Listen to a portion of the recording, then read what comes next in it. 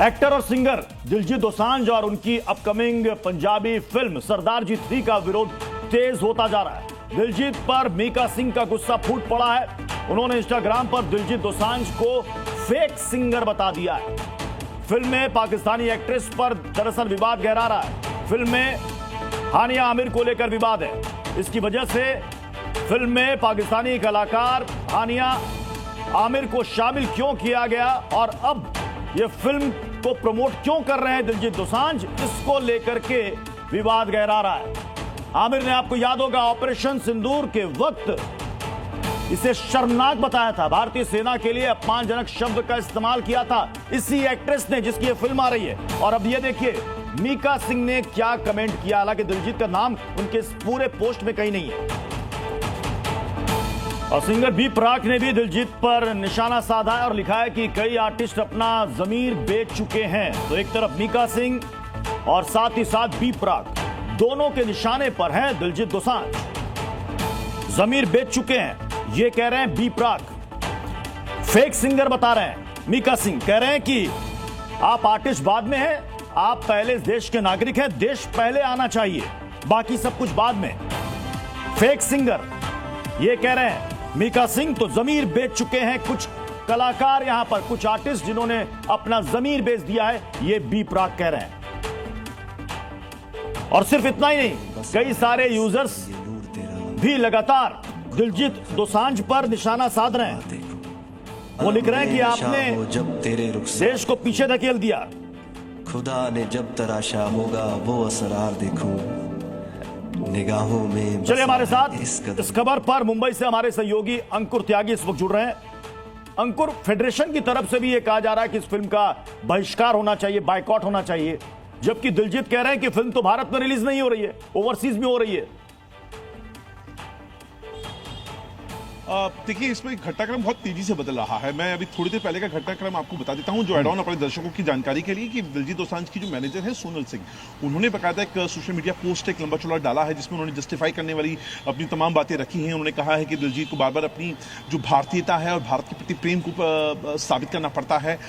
एक और जो बात उन्होंने कही वो मैं हाईलाइट करना चाहता हूँ कि उन्होंने कहा ये सब दिलजीत को क्यों करना पड़ा है, कि क्योंकि वो हिंदू नहीं है, क्योंकि वो पगड़ी पहनते हैं, और शायद इसीलिए वो एक बड़ी वजह मानती हैं अपनी पोस्ट के अंदर कि उनके साथ ये सब हो रहा है।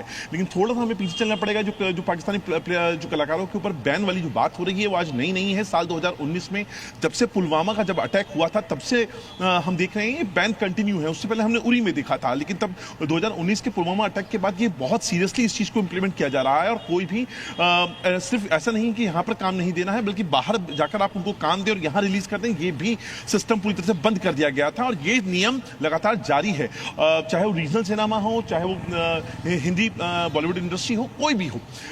उसके बाद लोग सवाल उठा रहे हैं कि ऐसा क्यों हो रहा है। तो मीका सिंह कह रहे हैं वो इसी बात की ओर इशारा कर रहे हैं। एक अबीर गुलाल नाम की एक फिल्म आ रही है जिसका रेफरेंस भी उन्होंने दिया था कि इसको लेकर जब आने वाली थी, फहाद खान उसके अंदर रखे गए थे वाणी कपूर के साथ, और उन्होंने साफ तौर पर कहा कि इसको लेकर भी विरोध किया गया था, ये सबको पता था, फिर ऐसी नौबत क्या आ रही है। और दूसरी बात, बड़ी इंपॉर्टेंट बात उन्होंने बोली, फेक सिंगर, एक टर्म उन्होंने इस्तेमाल करी है दिलजीत दोसांझ के लिए। हालांकि सब जानते हैं कि दिलजीत दोसांझ की कोई विधिवत तौर पे संगीत की शिक्षा नहीं हुई है, तो ऐसे में फेक सिंगर शब्द की टर्म का इस्तेमाल किया गया है यहाँ पर, कि कैसे वो इंस्ट्रूमेंटल म्यूजिक और जो मिक्सर के जरिए अपनी आवाज को बनाकर लोगों के सामने प्रेजेंट करते हैं, और इसीलिए उन्होंने फेक टर्म का इस्तेमाल किया है।